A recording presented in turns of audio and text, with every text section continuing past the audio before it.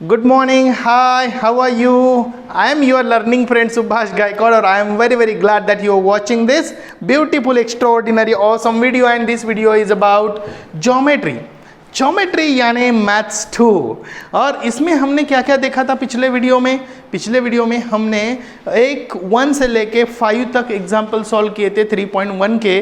और अभी हम बात कर रहे हैं क्वेश्चन नंबर 6 की। यहाँ एक फिगर दी है और लाइन ए बी बोल रहा है डी को पैरेलल है, and find the measures of D R E and A R E. बहुत ही सिंपल है बेटा, ये बहुत ही सिंपल है। देख लीजिए कि ए बी किसको पैरेलल है, डी को पैरेलल है। तो ये 70 है तो ये क्या आएगा, 70 आएगा। ऑफ कोर्स 70 आएगा सर। ये यदि 70 आएगा, तुम्हारे पास इसकी वैल्यू 40 है, तो 70 40 कितना होता है, 110 होता है। तो 110 में कितना ऐड करने से आपको क्या मिलेगा, ओके 110 में 80 मतलब कितना ऐड करने से 80 मिलेगा, तो 70 ऐड करने से, यानी ये क्या आएगा 70। ये 70 आएगा तो ये बेचारा कितना आएगा, 110 आएगा। और इसी प्रकार आपने एग्जाम्पल को सॉल्व किया। बस आपको लिखना है। सर कैसे लिखे, बस पेन से लिखे। Okay good. तो कैसे लिखे बोले तो पेन से लिखे। कैसे लिखेंगे, तो यहाँ लिखेंगे सॉल्यूशन में line A B parallel line D. If AB is parallel to D, AB D को पैरेलल है, तो angle BAD, angle BAD is congruent with angle BDE. Is it? Angle BDE नहीं यार बेटा, BAD is congruent to ADE। क्या है, ADE। ध्यान से देखना, BAD ये एंगल, BAD ये एंगल किससे कॉन्ग्रुएंट है, ADE। What's the reason, alternate angle. Yes, तो यहां क्या लिखेंगे बेटा, अल्टरनेट एंगल।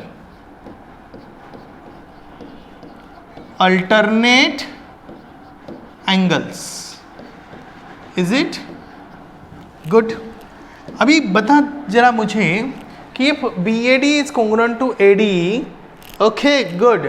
तो BAD की वैल्यू क्या है, but angle BAD is equal to 70 degree. It is what बेटा, गिवन। ये क्या है, गिवन है। समझ रहा है ना आपको, गुड, बहुत बढ़िया। यदि समझ रहा है तो नीचे क्या कर देना है, लाइक कर देना है, और कमेंट बॉक्स में क्या लिखना है कि आपको समझ रहा है। Okay, this is fantastic video. Okay, तो एंगल ADE कितना होगा, angle ADE will be the 70। Therefore हम क्या लिखेंगे, angle ADE is nothing but what you can say that the RDE। तो angle what you write here, RDE is equal to 70 degree. बस किया कुछ नहीं, A dash R dash D, A dash R dash D। A के बदले हमने क्या लिखा, R लिखा। क्यों, क्योंकि हमें ज़रूरत है RDE ट्रायंगल लेने की। In triangle RDE, in triangle RDE triangle में यदि हम लेंगे तो हमें क्या पता चलेगा, angle RDE plus angle DRE, या प्लस एंगल E ना, plus angle DER plus angle DRE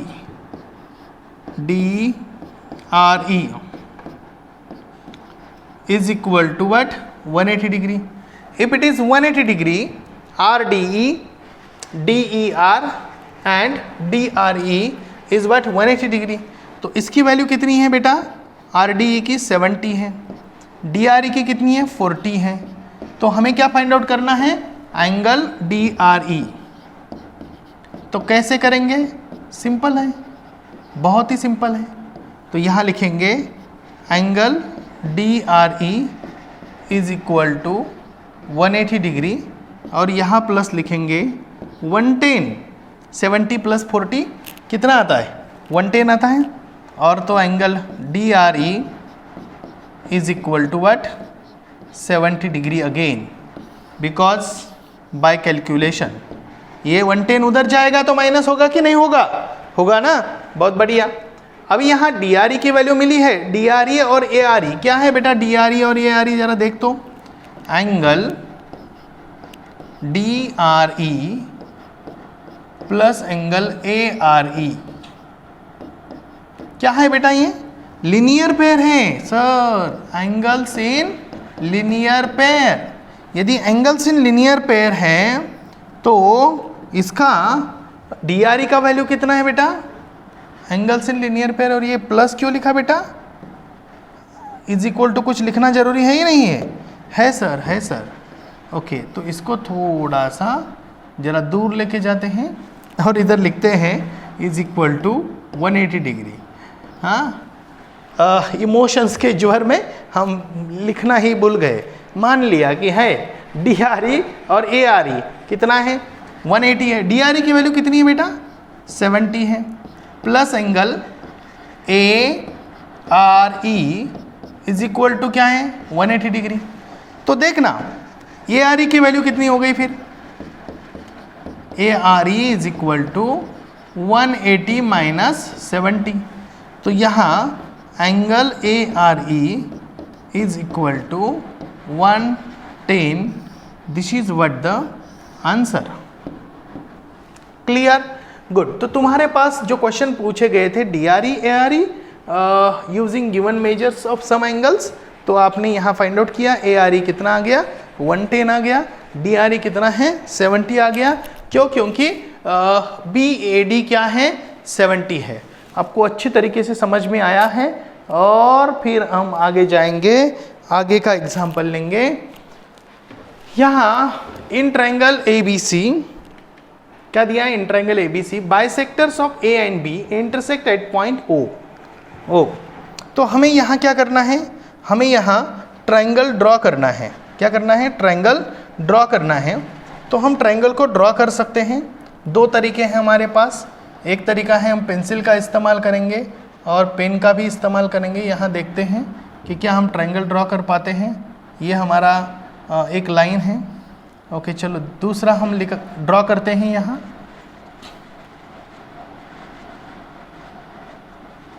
ठीक है,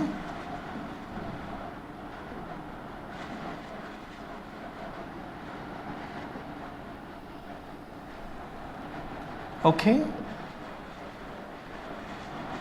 अभी करना क्या है? अभी फिर से इसको ऐसे घुमाते हैं और एक ट्रायंगल यहाँ हमने ड्रॉ किया है।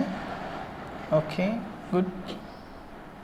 इसको ऐसे घुमाते हैं यहाँ तक, इसको ऐसे, और ओहो, ये ट्रायंगल है इस प्रकार। Okay, good. ये ट्रायंगल है। अभी करना क्या है? ABC A and B means bisectors of A and B intersect at point O। तो अभी मान लो कि यहाँ उन्होंने बोला है कि ये एंगल क्या है? C है। ये एंगल क्या है? A है। ये एंगल क्या है? B है। इनके जो बाइसेक्टर्स है, क्या बोला उन्होंने? बाइसेक्टर्स। अभी ये बाइसेक्टर्स को मिला लेते हैं। कहाँ मिलते हैं ये बाइसेक्टर्स? यहाँ ड्रॉ करते हैं इस प्रकार। ओके, उनका कहना है कि ये जो बाइसेक्टर्स हैं, ये बाइसेक्टर्स A का बाइसेक्टर्स और B का बाइसेक्टर्स,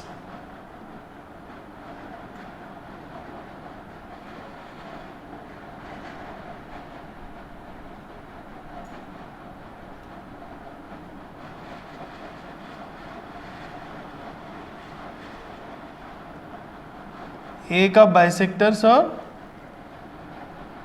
B का बाइसेक्टर्स। ठीक है,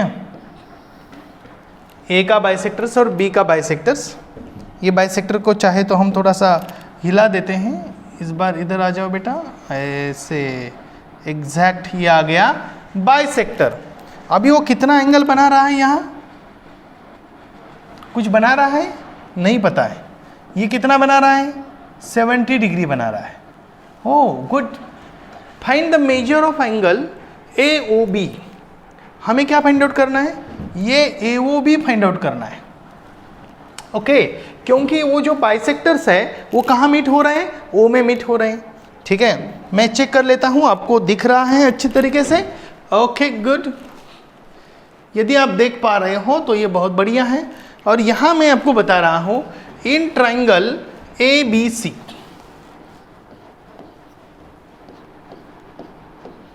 इन ट्राइंगल ABC देखो angle A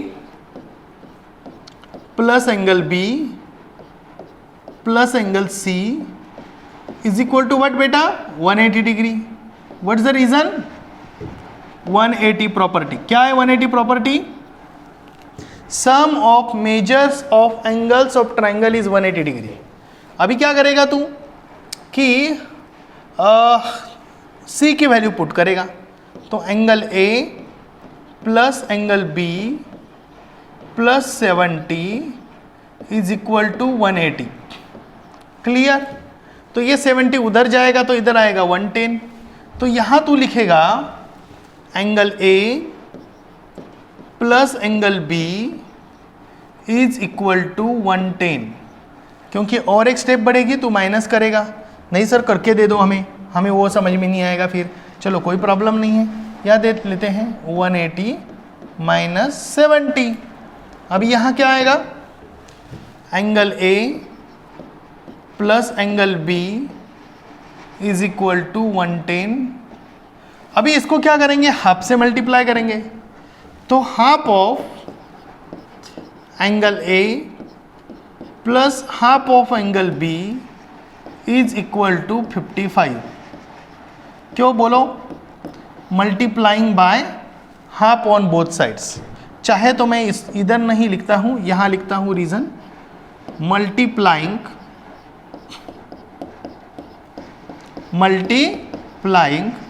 bye half on both sides. OBS का मतलब है मेरा on both sides. Clear, good, बहुत बढ़िया है। और यहाँ हम आगे देखते हैं कि हाफ A का मतलब है OAB, तो यहाँ लिख लेते हैं angle OAB is half of angle A। इसको हम 2 नंबर देते हैं। और यहाँ देखते हैं angle OBA is half of angle B, इसको हम 3 नंबर देते हैं। क्यों, क्योंकि ये गिवन है। क्या गिवन है बेटा, कि A and B bisectors of A and B intersect at point O, तो ये क्या है, गिवन है। तो यहाँ हम क्या लिखेंगे, गिवन लिखेंगे। आया समझ में, बहुत बढ़िया सर। तो हाफ A और हाफ B के जगह पे ये वैल्यू पुट कर दो, तो angle OAB plus angle OBA is equal to 55। क्या है, OAB और OBA कितनी आ गई, 55 आ गई। ओके गुड, फ्रॉम 1 2 3, 1 2 एंड 3, 1 2 और 3 से हमें समझ में आ गया। अभी मुझे बताओ कि OAB and OBA is equal to 55 है, तो in triangle OAB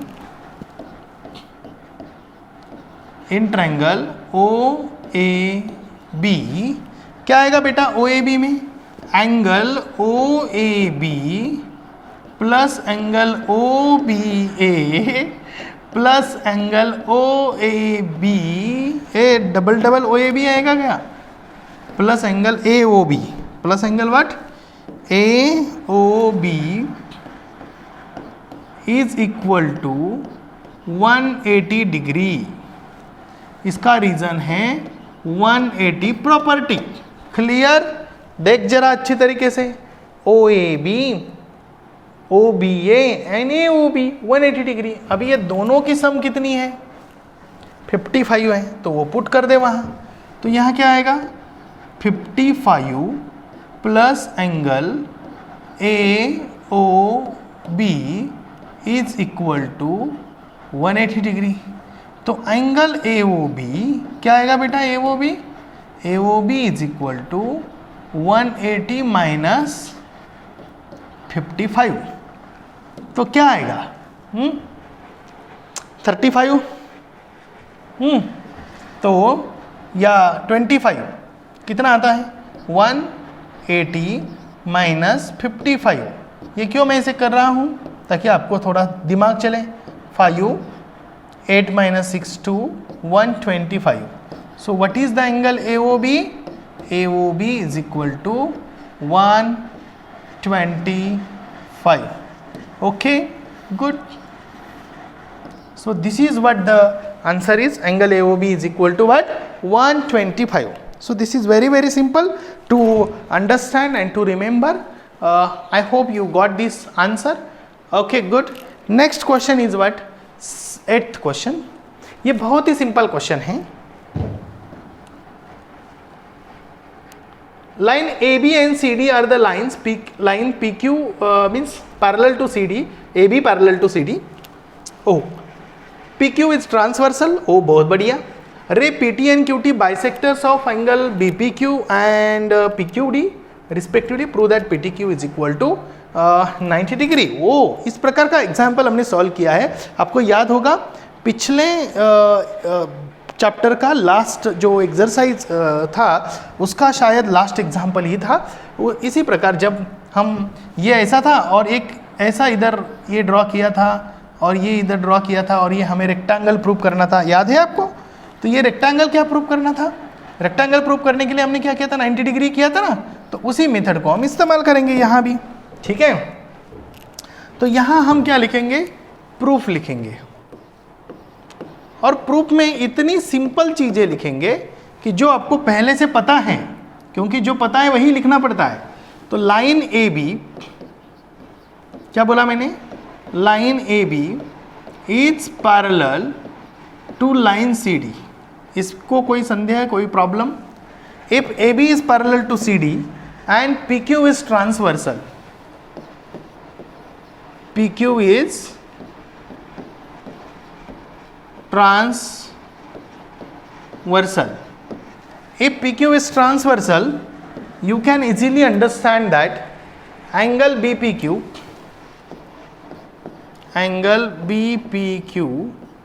plus angle PQD is equal to 180 degree because of interior angle theorem. Interior angles theorem. Interior angles theorem. ठीक है. मैं थोड़ा ज़रा ये चेक कर रहा हूँ क्या आगे जगह है. ओके, नहीं है. तो यही हमें कंप्लीट करना पड़ेगा.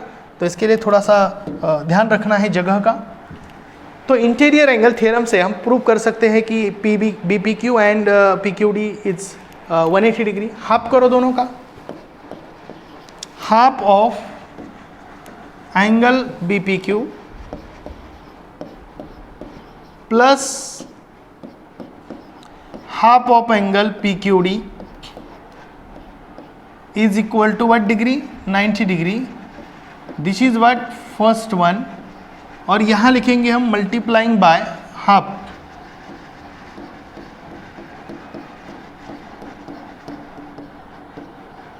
Multiplying by half on both sides. ठीक है. अभी यहाँ मैं आपको बता रहा हूँ, देखिए half BPQ and half PQD आ गया. अभी यहाँ चेक करिए कि BPQ का जो हाफ है PT यानी PQPT, क्या बोला मैंने? QPT is half of BPQ. Is it? Okay. तो यहाँ मैं थोड़ा सा एक, क्योंकि ज़रूरी है जगह की, तो ओके, क्या है? Angle TPQ is equal to BPT is half of angle BPQ. क्या बोला मैंने? TPQ BPT is half of BPQ. दूसरा देखिए, एंगल PQT, ये दिया है ना, angle PQT is equal to angle PQT is equal to DQT. DQT is equal to half of angle PQD. This is what? Third one. ये दोनों जो है, ये दोनों क्या है? गिवन है ना. ओके, या हम यहाँ क्या लिख सकते हैं? बाइसेक्टर्स, और you can say that given. Sir ये गिवन कहाँ है? देखो, PT and QT are the bisectors of BPQ and PQD. Bisectors हैं तो वो एक एंगल को क्या करेंगे? इक्वल पार्ट में डिवाइड करेंगे, यानी ये पार्ट और ये पार्ट इक्वल होगा, ये पार्ट और ये पार्ट इक्वल होगा. अभी हमें ज़रूरत किसकी है, उसके आधार पर हम उसको लेंगे. अभी हमें TPQ की ज़रूरत है. ओके, हमें किसकी ज़रूरत है? TPQ की ज़रूरत है. तो हम क्या करेंगे? TPQ को चुनेंगे, BPT को नहीं चुनेंगे. PQT की ज़रूरत है, हमें PQT की ज़रूरत है, तो हम PQT के लेंगे. कहाँ? ये इस जगह पे, क्योंकि ये हाफ BPQ और हाफ PQD की जगह पे हम फ्रॉम 1 to 3 हम यहाँ लिखेंगे TPQ plus PQT is equal to 90 degree. ये हम इसको 4th नंबर देंगे. ओके, और यहाँ लिखेंगे from 1 to 3, from 1, 2 and 3. Is it? Okay, 1, 2, 3 से ये प्रूफ हो जाएगा कि TPQ and PQT is equal to what? 90 degree. अभी एक बात बताइए, in triangle PTQ, in triangle PTQ, angle TPQ plus angle PQT plus angle PTQ is equal to 180 degree. इसको हम क्या बोलेंगे? 180 डिग्री बोलेंगे. TPQ, PQT and PTQ is equal to what? 180 degree. In place of this 2 you put 90 degree plus angle PTQ is equal to 180 degree. जब आप calculate करोगे तो आपको पता चलेगा कि angle PTQ is equal to what? That PTQ is equal to 180 minus what? 90 degree. So what the answer will be? PTQ is equal to 90 degree. सो ये जो है ना, ये बहुत ही आसान है समझने के लिए, और हमने ये प्रूव किया, हैंस प्रूव्ड. आप लिख सकते हो यहाँ हैंस प्रूव्ड. आया समझ में? बहुत बढ़िया.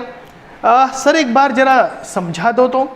देखो बेटा, BPQ is half of BPQ plus PQD is equal to 180 degree, जो कि हमने पहला स्टेटमेंट लिखा है. ओके, उसका हाफ किया, BPQ and PQD is equal to 90 degree, half multiplying by half.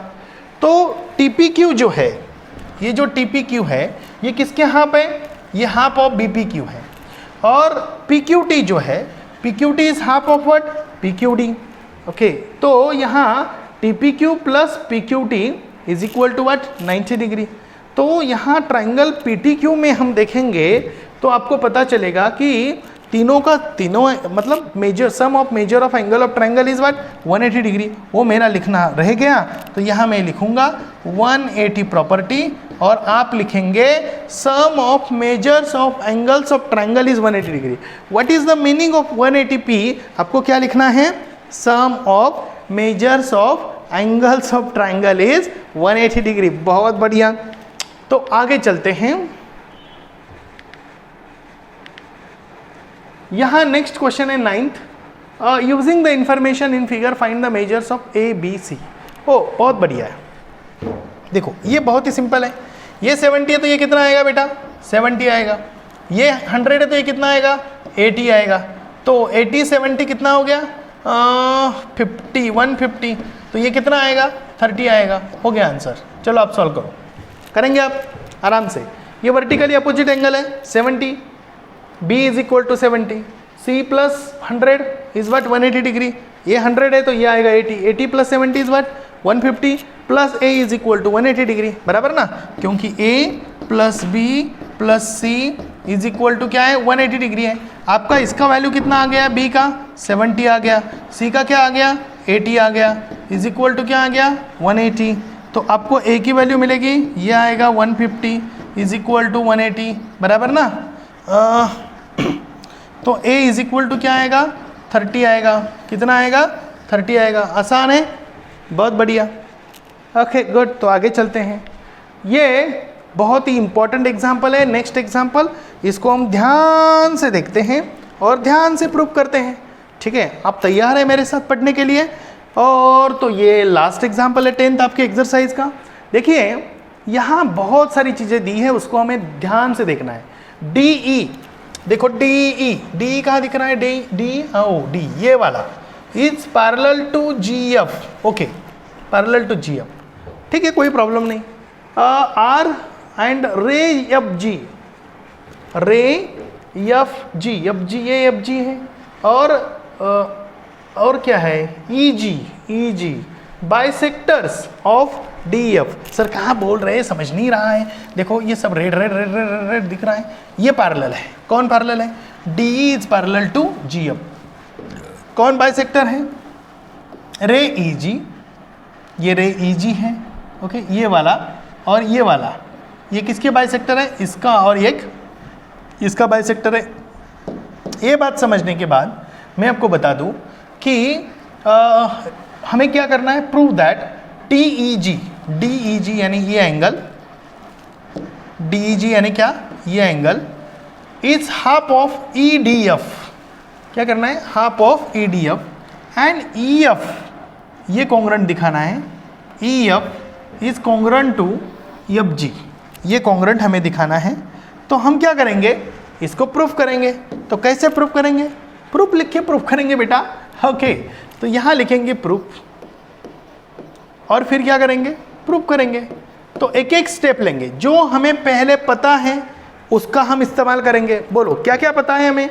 देखो कि ये बेचारा FG जो है ये बाइसेक्टर है। किसका? तेरा मेरा नहीं, DFM का बाइसेक्टर है। तो क्या करेंगे? FGM जो है या GFM जो है is half of what? DFM। तो लिख देंगे ऐसा। तो यहाँ लिखेंगे FG, क्या लिखेंगे? FG बोलो, FG रे है ना वो, तो उसको रे लिखना पड़ेगा। हाँ गुड। तो क्या बोला है उन्होंने? रे FG, रे FG is bisector of angle DFM। कोई प्रॉब्लम तो नहीं है हमें। तो फिर क्या आएगा? GFM इज हाफ ऑफ, क्या है? GFM is half of angle GFM is half of angle DFM। इसको हम 1 नंबर देते हैं। GFM is half of DFM। Okay good. अभी हम बात करेंगे यहाँ if GFM is half of DFM और ये DEG जो है, DEG and GF half of DEF। तो क्या करेंगे यहाँ?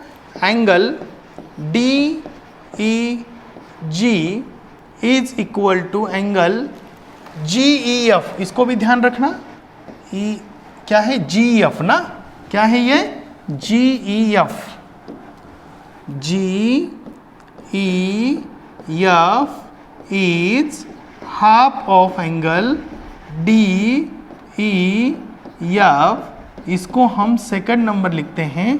और ये जो है ये भी क्या है, गिवन है। क्या गिवन है कि ray E G is bisector,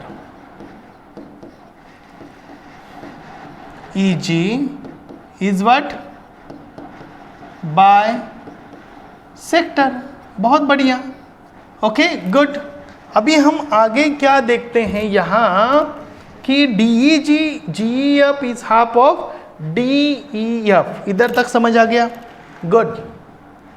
एक बात बताओ बेटा कि कौन पैरेलल है, D E is parallel to G F, ये भी दिया है ना हमें, तो यहाँ वो लिखेंगे लाइन डी किसको पैरेलल है, लाइन जी एफ को पैरेलल है। तेरा पर्सपेक्टिव चेंज नहीं होने देना बेटा, क्यों कि हाँ ये जो पता है मैंने क्या बोला वही लिखना है। पहले ये दिया था वो लिखा, फिर उसके बाद ये दिया है ये लिखेंगे, इसके बाद आगे क्या पता करेंगे, ओके पता करेंगे वो जो है line D is parallel to G F, तो उससे क्या पता चलता है, एंगल जी एफ एम ये कॉन्ग्रुएंट है किससे, एंगल डी ई एफ से, एंगल डी ई एफ से। इसको थर्ड नंबर देंगे और इधर लिखेंगे करस्पॉन्डिंग एंगल्स। मैं इस प्रकार लिखता हूँ करस्पॉन्डिंग एंगल, लेकिन आज अब पहली बार ऐसे लिख रहा हूँ, शायद पहले भी लिखा होगा लेकिन आपको पता होना चाहिए, इसके लिए मैं पूरा लिखता हूँ आज के लिए। Corresponding angles theorem, corresponding angles theorem. मैं इसके बाद क्या लिखूंगा पता है, करस्पॉन्डिंग एंगल्स थ्योरम। क्या लिखूंगा मैं, ये समझने के लिए दिया है, ध्यान रखना, इसको स्टार कर रहा हूं। Okay good.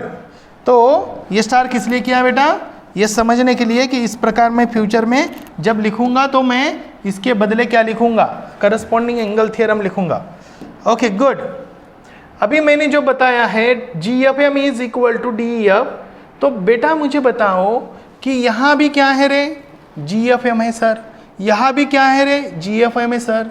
तो यहाँ D F M is equal to, मतलब half D F M is equal to D F लिख सकता हूँ मैं, लिख सकते हो सर, आपकी मर्जी।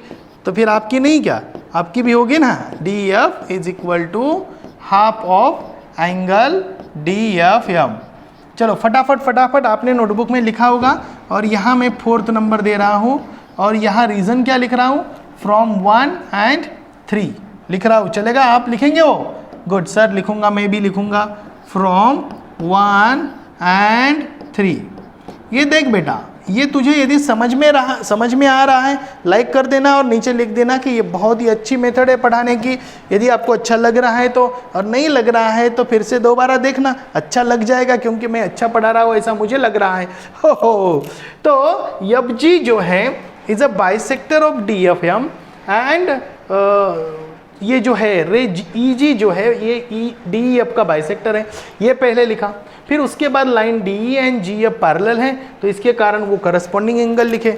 ओहो, ये जी एफ एम के जगह पे डी एफ लिख दिया, चलो कोई प्रॉब्लम तो नहीं है। अभी आपको पता है वो रिया पता है तुम्हारा, नहीं पता है आपको, रिया नहीं पता है, रिमोट इंटीरियर एंगल्स। ओ सर कहाँ ये रिमोट इंटीरियर एंगल्स, बेटा रुक जा, D F M is equal to angle D F plus angle E D F. हो सर ऐसा है, मुझे तो पता नहीं था, पता था तो देख नहीं रहा था, चल मेरे साथ देख अभी। तो यहाँ लिख एंगल डी एफ यहाँ इज एन एक्सटीरियर एंगल। किसका एक्सटीरियर एंगल है बेटा, exterior angle of triangle D E F. If D F का एक्सटीरियर एंगल है तो हम क्या लिखेंगे बेटा, एंगल डी एफ या इज इक्वल टू एंगल क्या है, D F E D F.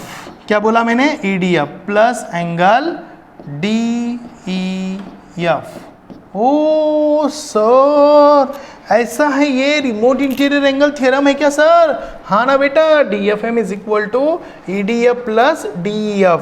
What you can say that? Riya. प्यार से मैं उसको क्या बोलता हूँ? रिया. आप भी बोलो रिया. ओके हाँ, तुम्हारे मम्मी पापा होंगे उधर, वो बोलेंगे क्या बोल रहा है, किसको?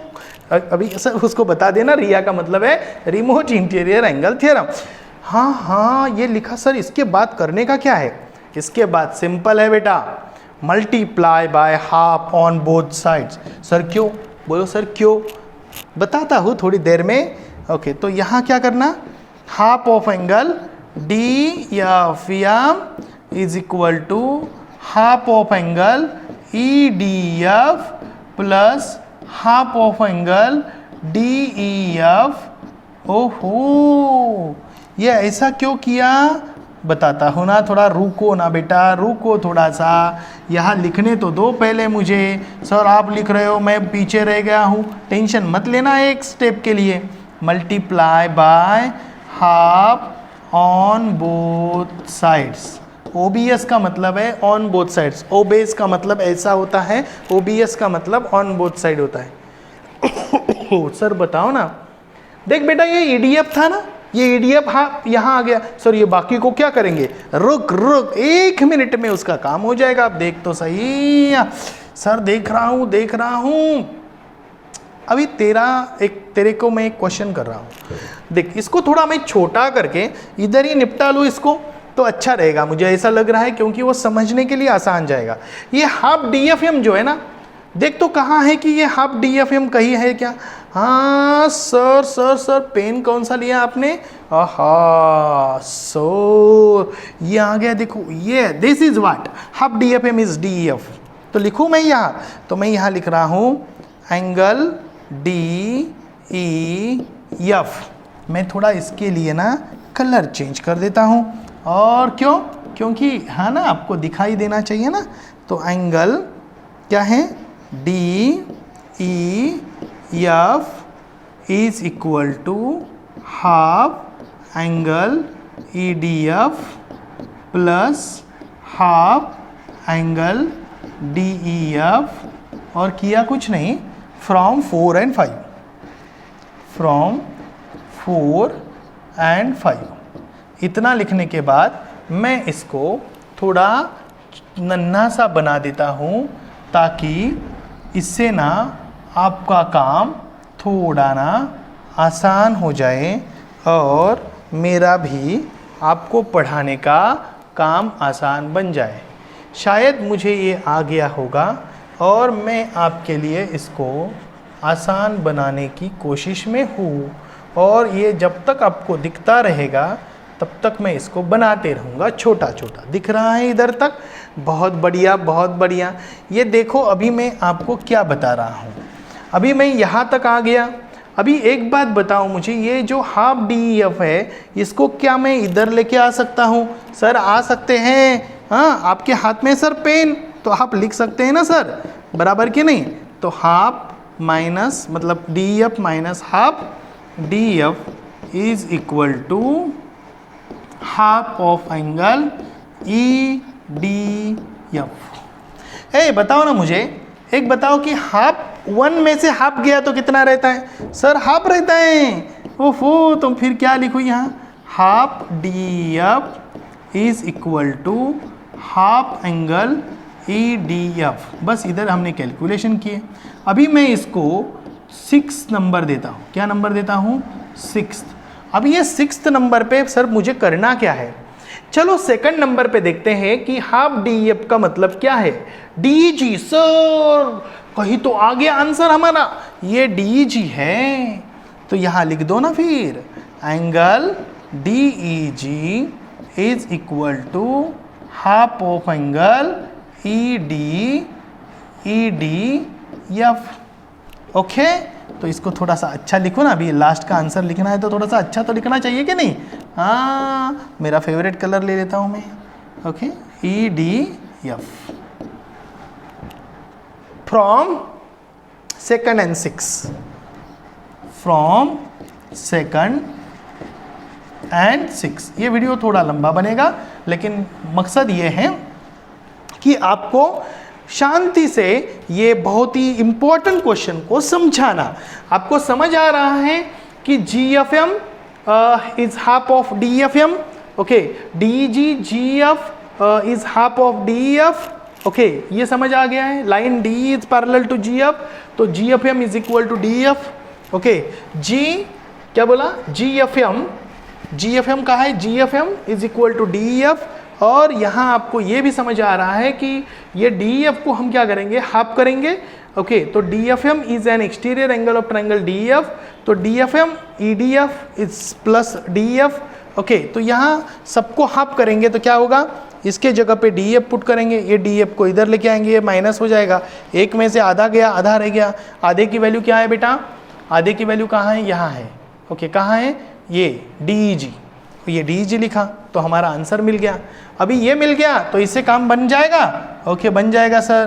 तो दूसरा क्या चाहिए, और एक चीज़ चाहिए, क्या चाहिए बोलो सर। अभी हमें प्रूफ करना है EF is equal to FG। ये तो बिल्कुल आसान है सर, बिल्कुल, मतलब बिल्कुल आसान है सर। कैसे, बोलो बोलो बोलो बोलो, फटाफट फटाफट फटाफट बोलो।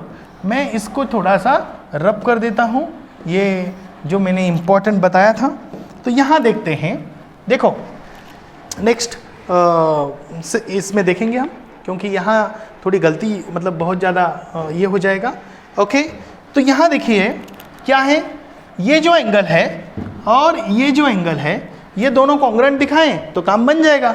अभी हमारे पास पीछे क्या क्या था, तो हमारे पास जो था वो तो हमने पहले मैं आपको बता देता हूँ। DE क्या बोला मैंने, DE is parallel to line, DE is parallel to क्या है, GF, लाइन क्या है, GF। If DE is parallel to GF, then you can say that angle DEG, क्या बोला, DEG is congruent with angle EGF, क्या है, EGF। What is the reason बेटा, alternate angle. अभी इसका नंबर क्या दे दूं, मैं थोड़ा पीछे जाता हूं, इसका नंबर मैं दे देता हूं 7 8, क्या नंबर देता हूँ, 8 नंबर देता हूँ, चलेगा 8 नंबर। तो यहाँ 8 नंबर कैसे देते हैं, ऐसे देते हैं, इसको 8 नंबर दे देते हैं, 1 2 3, ओके गुड। अभी मुझे बताओ कि DEG के जगह पे मैं किसको पुट कर सकता हूँ, मैं इसको पुट कर सकता हूँ GF को। क्यों, बोलो क्यों, फ्रॉम टू, सर कैसे, बोलो फ्रॉम टू। देखो DEG एंड GF दोनों सेम है, यस। तो ये DEG के जगह पे मैं क्या पुट कर रहा हूँ, DEF पुट कर रहा हूँ, तो यहाँ लिखो DEG के जगह पे GEF पुट कर रहा हूँ, तो यहाँ लिखो GEF is equal to angle EGF। क्या किया, GEF एंड EGF, तो क्या ही है, from second and 8, okay good, बहुत बढ़िया। और यदि ऐसे इक्वल है तो आपको मैं बता दूं, क्या बता दूं, कि इसके अपोजिट साइड्स यानी EF इज इक्वल टू